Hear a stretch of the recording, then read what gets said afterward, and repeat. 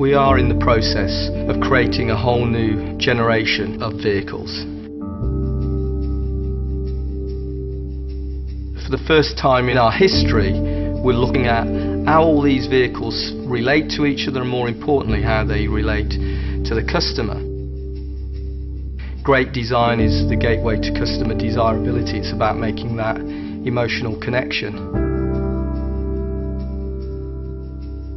People say, what was the inspiration for the new Range Rover? Well, the inspiration is its heritage. And when you look at that original vehicle and look at the vehicle we have today, that lineage is clear. It was a case of capitalising on the strengths of the previous car, but also into a new vehicle that had its own personality. It's not a static looking car. The volumes of the car are in tension, they're in movement. There are no fussy, contrived, superficial styling elements. We played for a long time on those three key lines of how the sill and the waistline and the roofline work together. And it's the powerful, elegant way that those three lines relate to each other, I think, works perfectly when you see the car moving.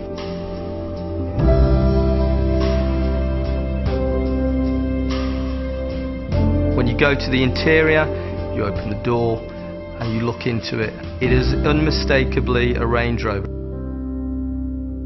Those classic elements are there, the strong horizontal emphasis of the main fascia moulding intersected by this vertical console. There's far less switches than the current vehicle. You soon start to see that this is a true luxury experience.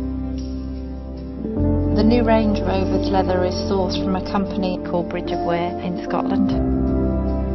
They're the only leather supplier in the world that produces low-carbon leather. We have semi-aniline leather on our seats, very soft, very supple to hand. Veneering is a very traditional process. All of our wood is from sustainable forests. We still have traditional craftsmen that have been doing the job all of their lives. But we're using that now in combination with new processes.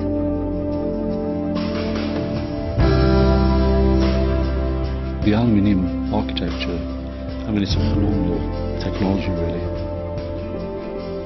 It's the world's first all-aluminium SUV. It's bonded and riveted to aircraft construction standards. Dynamically, the car is a revelation. Losing hundreds of kilos of weight out of a car has so many benefits. I mean, not only in its carbon footprint, its ecological identity, but also its performance and its handling. The fact that it makes the car a whole lot more agile, more manoeuvrable, more capable. There's less mass to haul uphill. There are benefits from almost every aspect of the design.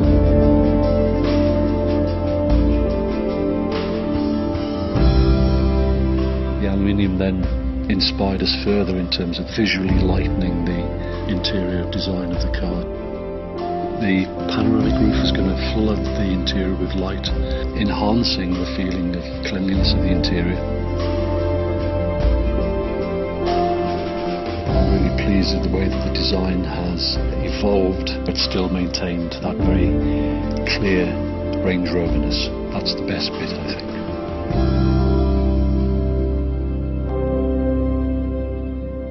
Iconic is a word I think that's used too liberally. But Range Rover is worthy of iconic status. The best has just got better.